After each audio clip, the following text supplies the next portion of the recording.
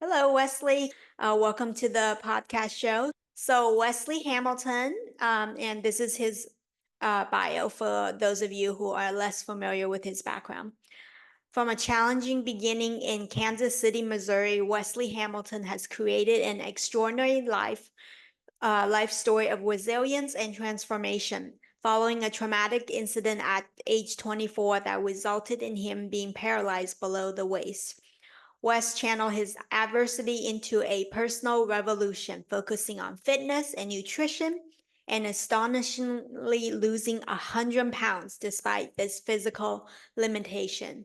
This journey of transformation inspired him to establish Disabled But Not Really, a nonprofit organization that empowers individuals with disabilities to claim their independence through different wellness models. An expert motivational speaker, West explores themes of adversity, disruption, inclusivity, and intersectionality, helping institutions forward their dialogue around DEI. Beyond his recognition in the CrossFit community and feature on Netflix's Queer Eye, West's outstanding contributions were acknowledged on a global stage when he was named a 2021 CNN Hero. The same year, he was recognized as a 2021 Craig H. Neilson Foundation Visionary, an accolade that came with a $1 million award. Firmly believing in the power of inspiration, West sees his purpose as inspiring others, demonstrating that limitations can become opportunities for resilience and growth. Oh my goodness, wow, that's a Whoa, lot look to at read. that. And a Look lot at to a lot of work and a lot of growth that you have gone through. That's the journey, right? That's the Yeah. journey. The power and just journey, your journey and your story. So it makes me smile so much when I hear the journey because there's so much more to do. But Mm. there's so much already been shared, right? Yeah, yeah. And in a relatively short amount of time too. Was there anything was there anything else you want to add there? I know we just like discovered a lot about you just through your bio. I mean, honestly, when you think about just I always tell the way that I start off is that the bio is it does create that surface level identity. Like it doesn't really dissect like the trials and tribulations that it took to even become the person that I am or even reach the level of successes that I've reached. Having a disabled body physically literally kind of creates barriers within itself. So I think for us, I'm still an open book for what the world doesn't know yet about Wesley. Because again, what you shared really is just what we all know or what you can Google, but there's so much more about my story and the reason like why I am who I am. Yeah. And hopefully we can unpack that a little bit and the rest, maybe someday you'll write your own book if it's not already out there and really That's unpack good. what's shaped and turned you into the person that you are now and becoming further. Absolutely. Yeah. So I want to kick off with fitness just because fitness is such a big component of your life and such a big part of disabled but not really DBNR. So why do you think fitness, nutrition, mental health, all of it is so crucial for people with mobility disabilities, especially? Um, you know, First of all, I think it's important to understand that there is a lack of access to physical activity for individuals with disabilities. Most gyms and places that you can really evolve and grow don't have much access for those that aren't fully able. So for me, I think the importance is that we lack healthy lifestyles within this community because of the lack of access within this community. So to understand the benefits of it is just kind of thinking of someone coming into a new to learn things that other communities and cultures have already been practicing to make themselves grow. So I think like fitness, everyone thinks about fitness as a way of growth, right? Personal growth for the most part. But if people with disabilities don't have that access, you can't really grow or try to challenge the things that you're challenged by daily. So I think that fitness does that for anybody. Most people go in the gym, don't think they can lift 50 pounds, maybe their first time, right? So when you finally lift 50 pounds, it's a milestone. It doesn't matter if you're able bodied or disabled. But I think the benefit for fitness for people with disabilities is that you can do things that are that are geared, or the language says it's fitness, but it becomes something for you to find value as a lifestyle. So, for example, if I pick up a 20-pound kettlebell from the ground as a seated wheelchair user, that consciously allows me to understand that I can pick 20 pounds up from the ground. It doesn't have to be a weight, but maybe it's a grocery bag so that now I can go and do my own grocery shopping. Maybe it's the ability to know that if I got a little niece or nephew on my side, I don't have to worry about thinking I can't hold them or pick them up if they need my support. Maybe it's going to help me thrive. So I think the importance of fitness, especially within the disabled community, is that it will allow you to know the things that you are able to do through challenging yourself to push past just the mental limits. And then, like you said, like nutrition. Nutrition is important because I think food is medicine. So through my story, I think one of the biggest milestones for me to be who I am was that once I started to eat the right food for my body, I stopped taking medicine. And by stop taking medicine, I was able to be active. Right. Like now I was able to go to the gym because I wasn't being slowed down by the medicines and things that I was taking. So the importance is to understand that one thing that you do for your body can actually help your body in so many other significant ways. And those two areas, fitness and nutrition, can overall start to be the thing that helps you with your mental health. Because once you start to build yourself and feel good from the inside out mentally, your mind becomes clear. If you are challenged by physical limitations and you can find confidence by lifting, 10 pounds more than what you thought, or eating better. So now you didn't have to take certain medicines this on everyday routine. Mentally, you can go out and become unstoppable no matter what your limitations are. I think a lot of us are limited by the foods we eat, by the lack of activity, and what those things do to our mental well being because we can't be a part of society because we're facing all these other challenges. Yeah, there was a lot that you said there. I'm just going to follow up with a couple points, which is one, I'm big into keeping up a physical routine to a physical exercise routine. And what I've noticed over the years going to the different gyms is there's very limited equipment that people with mobility disabilities can use. And that's the one thing you were emphasizing earlier is the accessibility, the access of physical infrastructure being inaccessible for those of us with mobility disabilities that really needs to improve. And that, Absolutely. go ahead. Did you want to add some? I was just going to say, my suggested method, because of that large issue, is for people to try to find themselves in some functional fitness type of gym. Normally, CrossFit gyms, because they don't do all the bulky equipment. They do a lot of body weight work.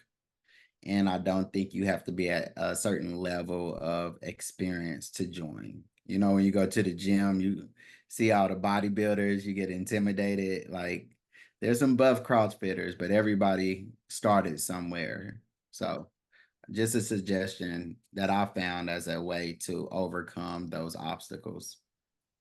Yeah, that's very helpful. That's very helpful.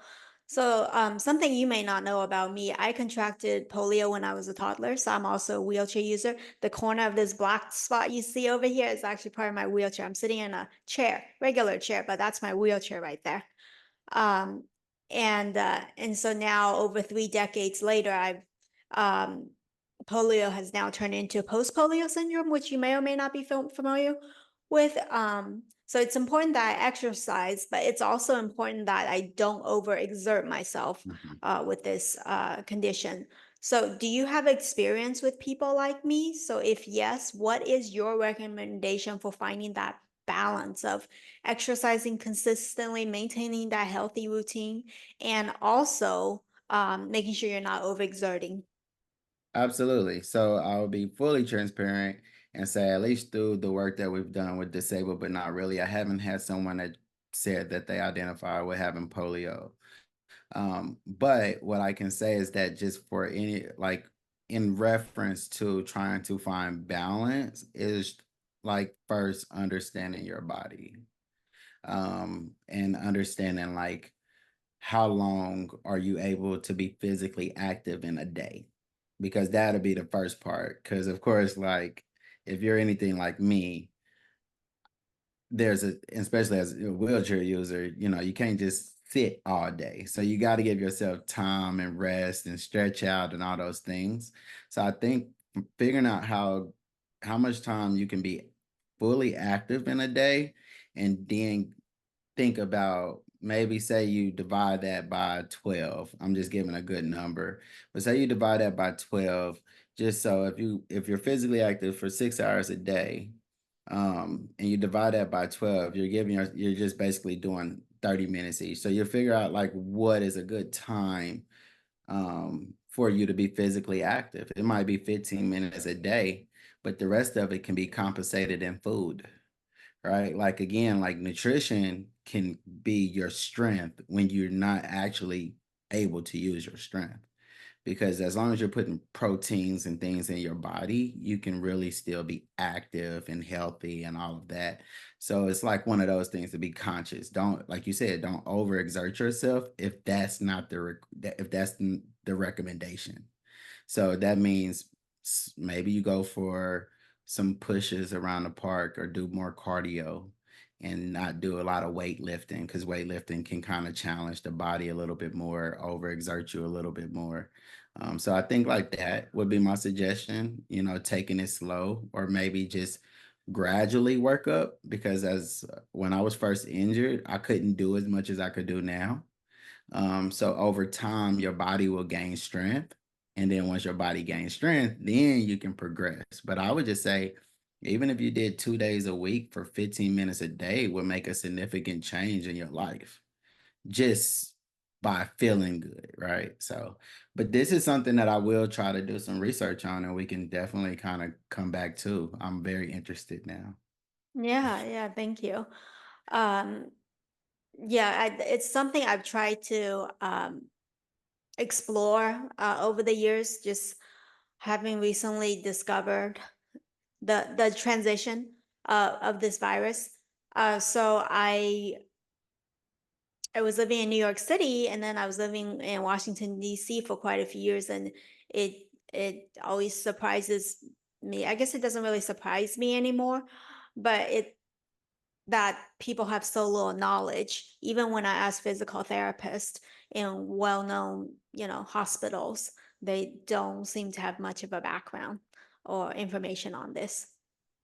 And honestly, if tell me if I'm wrong, but I feel like polio is one of those that has been around for a very long time, right? I just had someone recently communicate with me about epilepsy, and they said that epilepsy seems as it is a term that is not used within the hospital systems anymore. And that's what it sounds like, polio. And I'm thinking that, because, and I'm not saying that this is the right thing, but I'm thinking that the the amplification of disability awareness and physical disabilities, individual disabilities, people aren't tying in things like epilepsy, polio, lupus, right? Like, and so um, when you're not in a wheelchair, are you able to have any mobility function, or do you move around in a wheelchair for majority of the time? Yeah, I'm in the wheelchair most of the time, all of the time, except for when I'm sleeping. Okay. Um, Well, yeah, so that I guess for me that was just for me to kind of have understanding of like probably what is visual. But again, I don't think that people are sharing enough awareness around is it a illness or disease, or is it how's it categorized? This is for it's my a education now. yeah. It's a permanent disability. So it's you have the virus, and then after a while, it's um, immediately after you have it, there's some rehabilitation that could be done. And then this has been decades now, so it's Okay. definitely part of my identity and part of not something that I could take medication for, not something that I could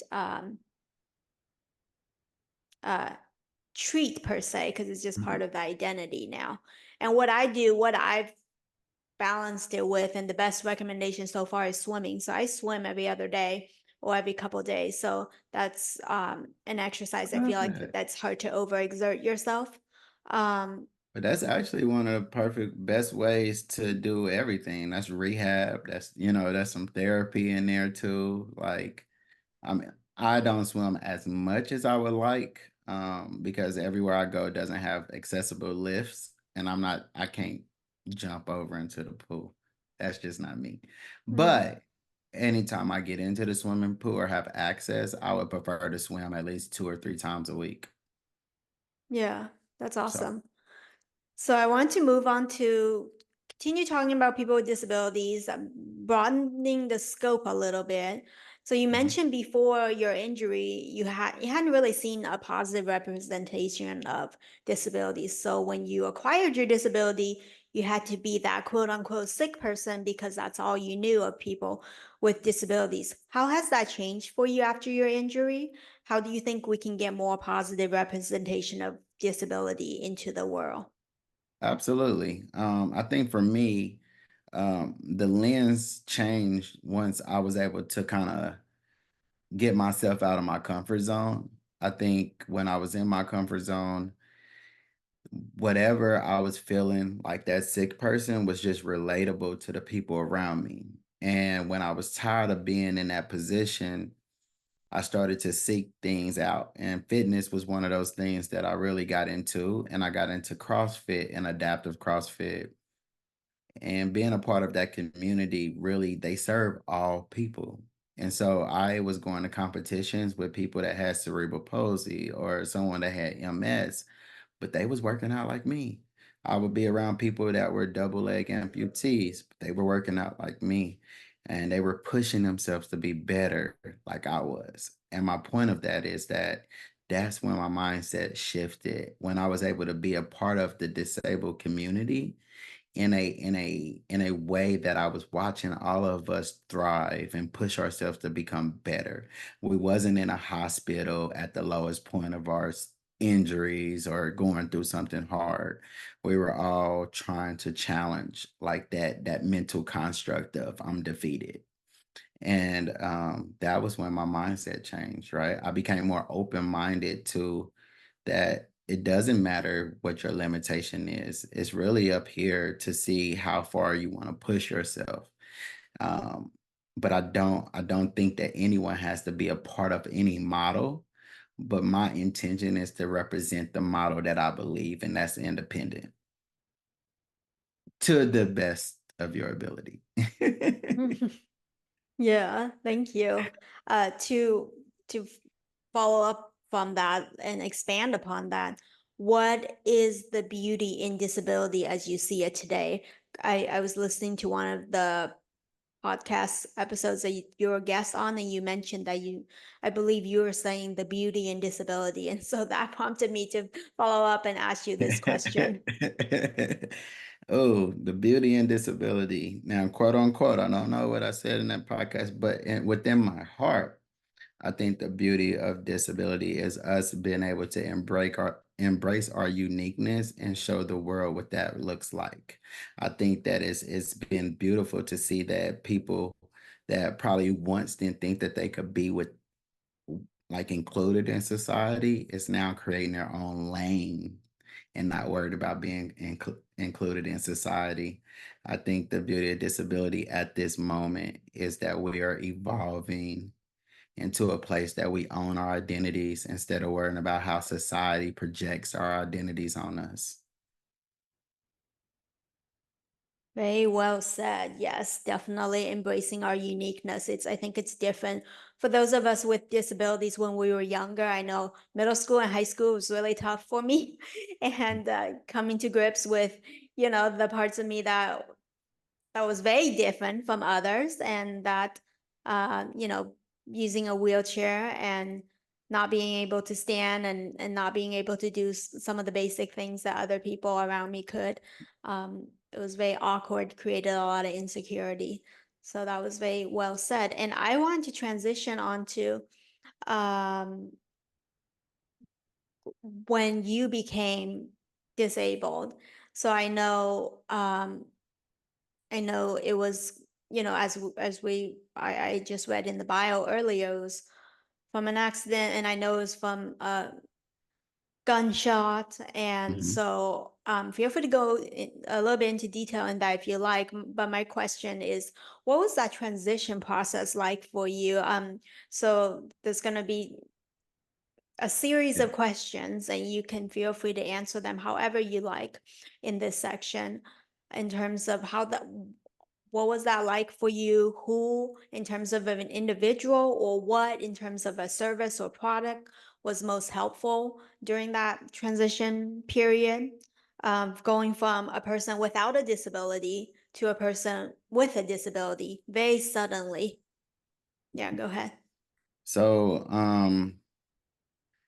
transitioning from someone that was completely able-bodied to waking up the next day realizing that I have no use of the lower part of my body anymore was one of the hardest things to accept.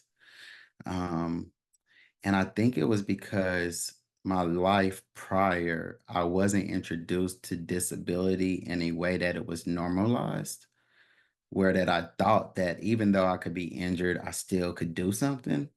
Instead, I thought that because my legs didn't work, nothing worked anymore. My mind, my arms, my ability, my thought, my independence. Um, and that I think was very hard. I actually tried to just go back to what I thought people related to, and that was as normal as possible. And what happened with that, it ended up putting me on bed rest for 2 years. And I think that was like the eye opener for me that I really had to figure out how to take control of my situation. And I am a single father. My daughter is 14 now, but she was 2 at the time of my injury, and I had just got sole custody of her.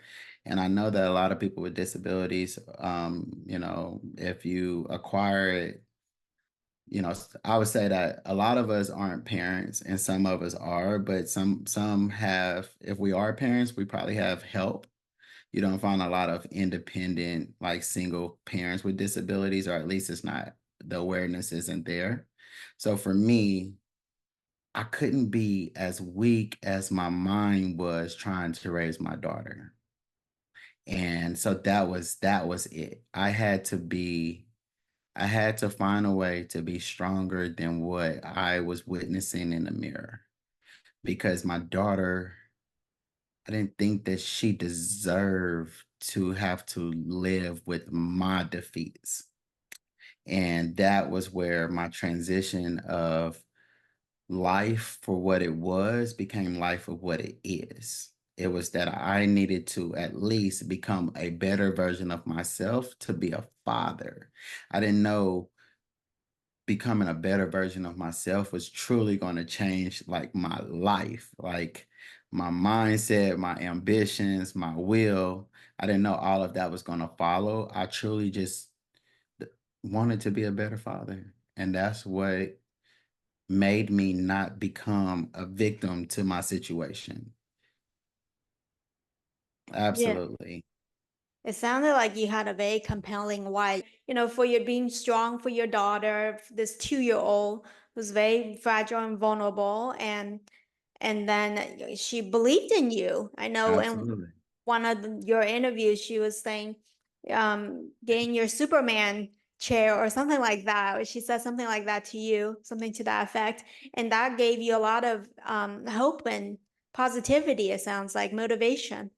No, and that was definitely like one of the pivotal moments too. It was the fact that yes, I'm a father, but I think I was going through my years of bed rest and I had went through a surgery and was doing a routine checkup, hopped in my hospital, like got out the hospital bed into my chair.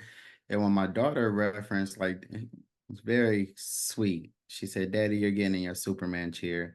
And it was, I think it was again that moment too of like you see strength when the world keeps projecting my weakness.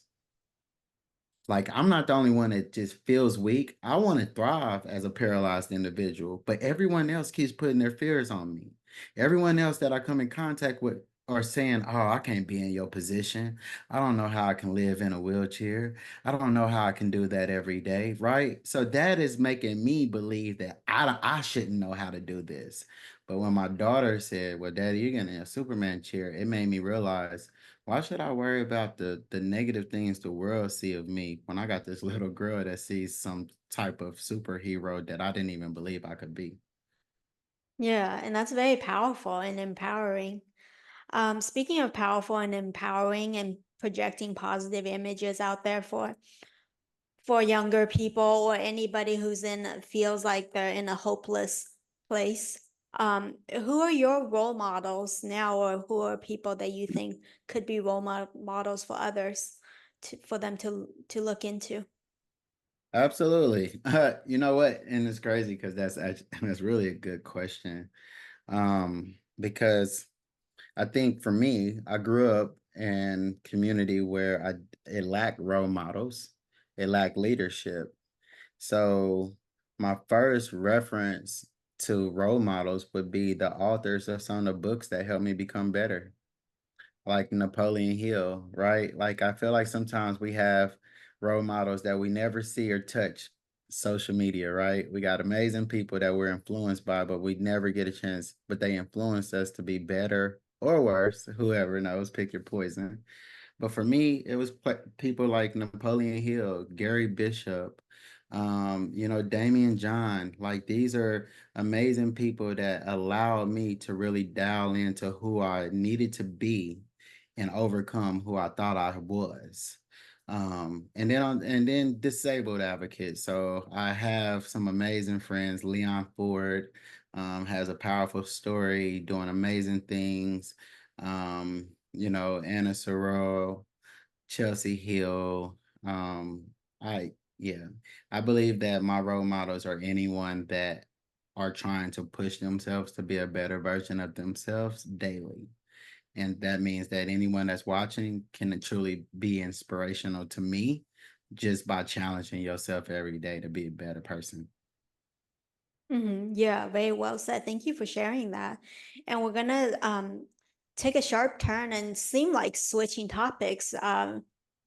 Kind of sharply, but hopefully it will still be a a nice, graceful transition. And that is something I'm sure a lot of listeners are curious about, which is, um, you were 24 when you got shot, and, and so you had some experience with dating, and you had a child by then, and then de depending on what your dating experience has been since then, I Mhm. want to know if you want to shed any light on how dating with a mobility disability has been, and your perspective of dating as a person with a disability and then dating previously as a person without disability, and comparing those differences. Oh, that's actually a really good question, and I'm happy that you asked that, and I'm very open to sharing, right? So, first thing I can be is like dating before my disability was good. It's just I was shot in 2012, so it wasn't a lot of Instagram and all of that really going on, and it wasn't no Tinder or Bumble, right? So you really just had your organic meetups, all of that. And I believe I'm a handsome looking guy. So I didn't have too many problems trying to approach women and date. But I will be honest and transparent that my injury was due to a verbal altercation that happened over someone that I used to date. And so for me, after my injury, I had my own, I guess, internalized thoughts of, am I worthy enough to be with someone? Am I less than? Most people with spinal cord injury, like myself, sexual function changes at times, like all of these things. And you have to really understand your body to be able to find someone that you want to be with. Like dating with a disability isn't the same as dating before, like, because it's not just about you understanding your body and yourself.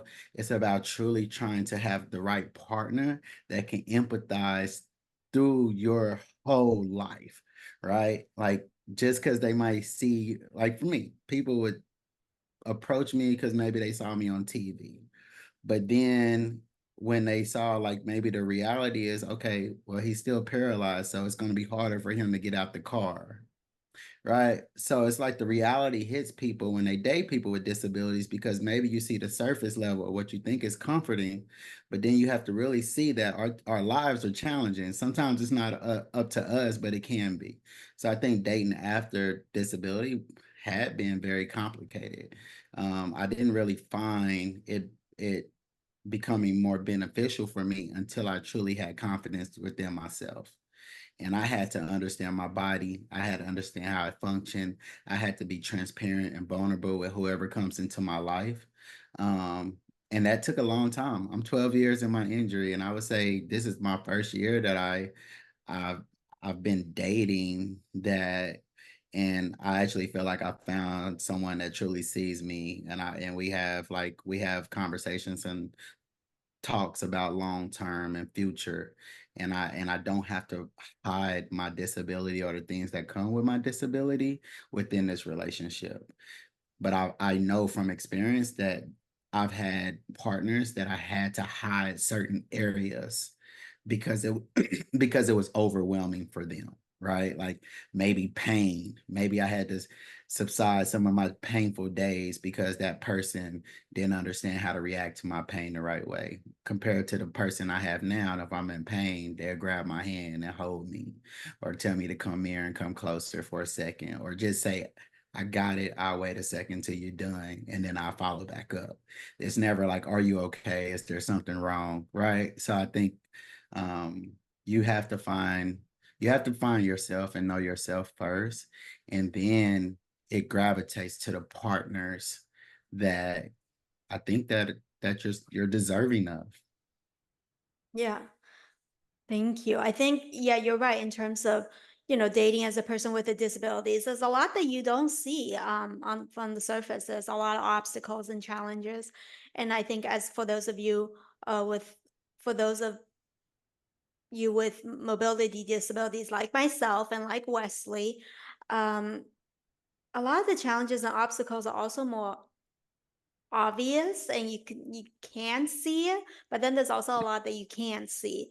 But I also want to add that even though we have challenges and we have um baggages that others may not know about, so does everyone. Like everyone has things that they're hiding, everyone has obstacles, everybody has things that they're ashamed of or embarrassed of that's not put out there. If you know if you know a person long enough and deep enough. Yeah. So thank you for that candid response. Following that same line, we only have a few minutes here, but I really want to ask this question also regarding this one's regarding identity. I know for disabled but not really, you help people with disabilities change their identity. One, I want to know what you mean by this. Two, the second part is, how has your view of masculinity evolved since you started using a wheelchair and have become disabled? That's a great question. And let me know if there's anywhere in maybe our language that we say change identity. The best way I would want to say is that we help individuals embrace their identity. Because I believe that from personal experience, when I acquired my disability, people projected image of disability that I wasn't really proud of. It really put me in a place that I wasn't just, I could go, like, I wasn't me. But once I embraced my flaws and my imperfections, it became a part of me. But I knew I was so much more than just what society projects as my disability.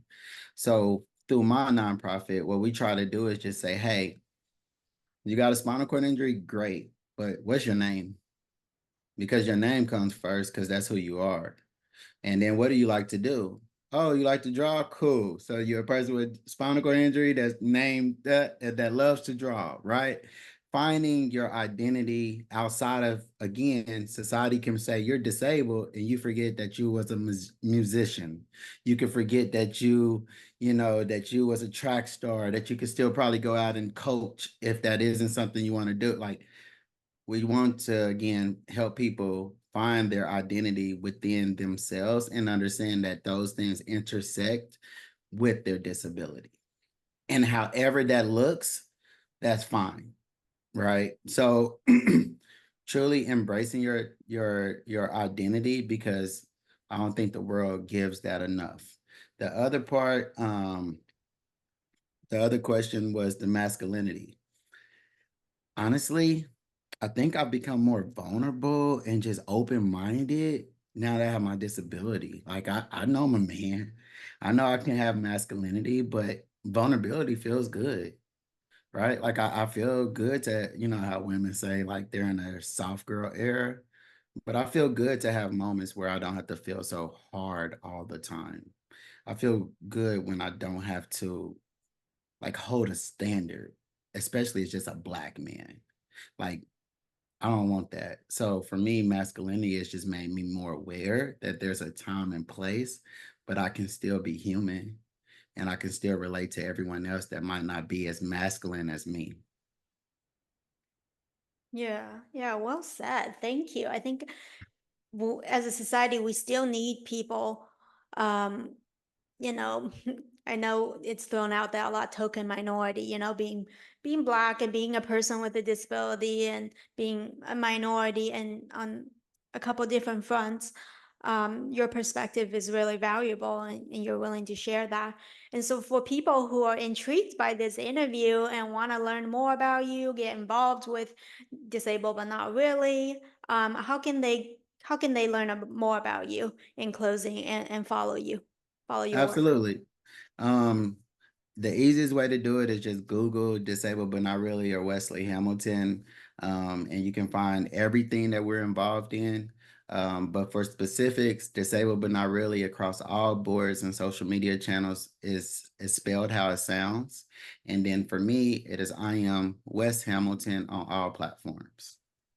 Awesome. Thank you so much, Wesley Hamilton. I really appreciate it. So that concludes the interview. Ashley has my phone number if you want to do a follow-up afterwards. Otherwise, this is going to time us out in probably seconds over here. I just Awesome. want to say I've been obviously doing quite a bit of research on you, and you are incredible. Your work is incredible. Thank you so much for being such a light in the world. Thank you. I appreciate it. Thank you for the opportunity. And definitely we can follow up.